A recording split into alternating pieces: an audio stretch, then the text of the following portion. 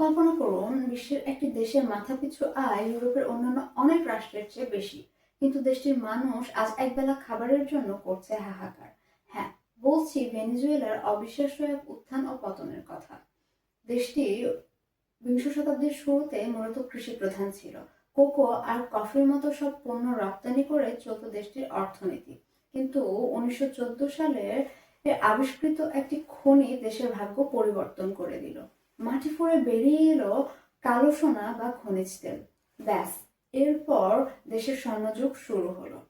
50 থেকে 70-এর দশকে দেশটি পৃথিবীর অন্যতম ধনী রাষ্ট্রে পরিণত হলো। ওপেকের প্রতিষ্ঠাতা সদস্য হিসেবে দেশটি তেলের বাজারে রাজত্ব শুরু করলো। দেশের কোষাগারে উপচে পড়া টাকা, সেই টাকাগুলো শিক্ষা আর অন্যান্য বিলাসবহুল খাতে ব্যয় হতে শুরু করলো। এখানেই মূলত ছিল ধ্বংসের বীজ।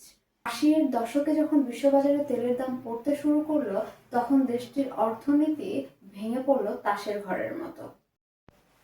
দুর্নীতি আর ভুল সিদ্ধান্ত একটি দেশকে কি করে ধ্বংসের কিনারে নিয়ে যেতে পারে, তার বড় উদাহরণ হলো ভেনেজুয়েলা।